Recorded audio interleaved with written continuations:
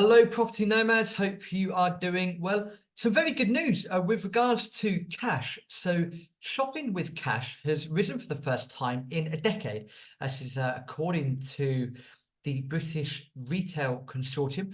It said 19% of purchases were made with notes and coins last year, which echoed a report by the banks showing a slight rebound in the use of cash. Now, this is very good news. The World Economic Forum, the big people out there, they don't like cash because they can't control it that much. And in all of the years that we're seeing, the years that we've had, and how we are moving forwards, then there's going to be a bigger element of control. And by one way that you can be controlled could be through all your credit cards, your debit cards, all of that financial information. And by eradicating cash, getting rid of it, then you almost fall more into their control mechanisms. Now, don't get me wrong, even myself, I'm a wee bit of a technophobe. Even I've got, my contact list and whatnot set up on various cards here and there, because sometimes it is just easier.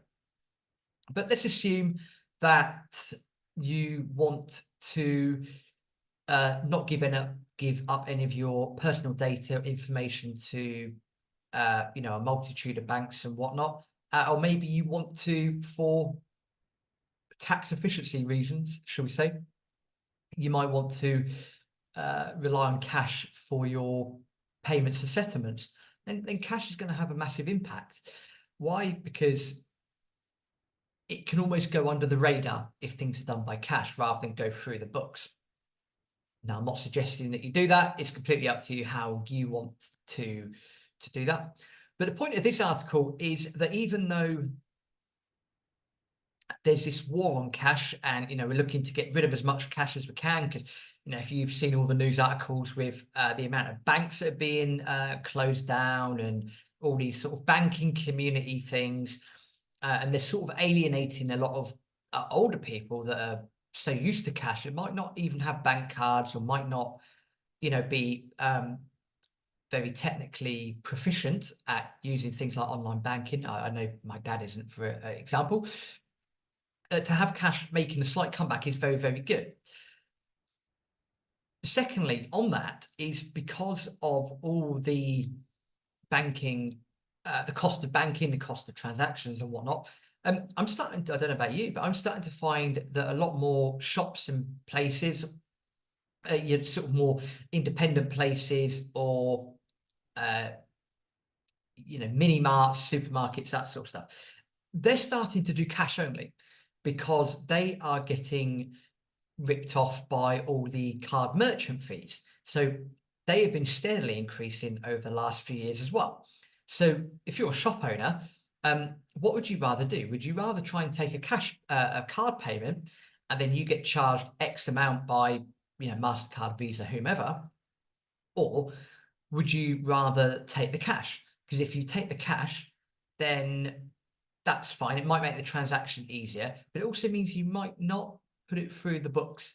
Now, who knows? But the key thing is that the war on cash that we have had, and that we're likely to face in the future, people are starting to sit up, put two fingers up and go, actually, do you know what?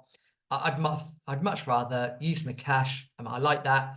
And a lot of people nowadays are saying that with all the financial issues we've had, certainly over the last couple of years, that rather than just tap, tap, tap, tap, tap with your credit or debit card, by having physical cash, they're actually able to budget better because, it's one of those sort of kinetic ways of learning, isn't it? That they can feel the cash, they can see the cash, they're not just pinging around on their cards. And people are finding that in tougher financial times, they're actually finding cash really useful for just generic budgeting purposes. So, hey, the war on cash will go on, but there is always going to be a place for cash. There always has to be a place for cash because, as you probably heard the old adage over the years, cash is king. Hopefully that will remain the case for years to come. Thank you very much for listening to Property Nomads. Please do go and do us a huge favor. Please subscribe to the channel. That would be absolutely fantastic.